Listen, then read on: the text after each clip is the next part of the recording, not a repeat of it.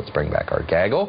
Ramesh Ponnuru, Susan Page, Steve McMahon. On Friday morning, we knew that Scott Brown was releasing a statement. In the minute Susan Page said he announced he was releasing a statement, you sort of knew where the writing was.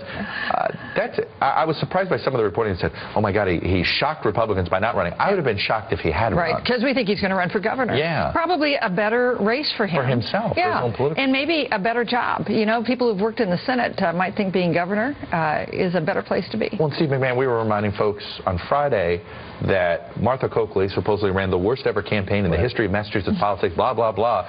She got 47%. That's right. Okay, this is, if that is what, if on the Republicans' greatest day of all time, low Democratic point in Massachusetts, and your ceiling's 53. Right. That's right. It's not going to happen. It's not going to happen, number one, for that reason. There's another reason. Even if your name's Scott Brown, after his whole, you know, and this time, they'd actually run a campaign against him. Exactly. And that's exactly my point. The Democrats were sort of snuck up on last time. That wouldn't happen again. If Scott Brown had run, or really if anybody runs, Democrats are going to make sure that Massachusetts elects a Democrat. But there is a history of moderate Massachusetts Republicans making races competitive in that state. So who's left? They had the governorship 16 years. And they may get it back. You know, governor's different, though, because it's an executive position, and people kind of like the moderate Republican who's going to keep their taxes low, but who it's a sort of less ideological. Exactly. A compassionate conservative is perfect for governor. But it's not necessarily. I know Boston Herald wants to report on tag Romney. I just don't. I don't think the idea of the Romney brand working well this quickly right now, if Massachusetts is ready to embrace it. But Carrie Healy makes a lot of sense to me.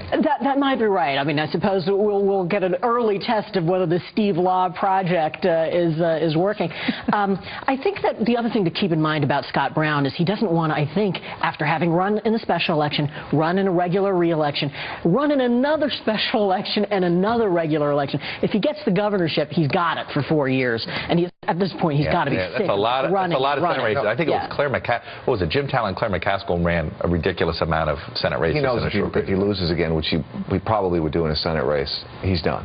So this is self-preservation. This is not like high political or moral principle. It's self-preservation. Oh, it made perfect sense. I would just say that whenever we're this sure of something, this far out, that we're often wrong, and that things happen. Candidates are better candidates than we think. They're worse candidates than we think are going to be. And even in a state like Massachusetts, you can get surprised. Yeah, that's right. Even Bobby Valentine might be getting governor. You just never know. I think that's the one person that unelectable in the state of Massachusetts. Shameless plug, Ramesh. I'm enjoying watching House of Cards on Netflix, and you should give it a try too. How do I do it? I'm not a Netflix person. I'm an Apple TV guy. The Hopkins Touch by David Rohl, who's a Washington lawyer, about the guy that Chris Matthews calls FDR's left-hand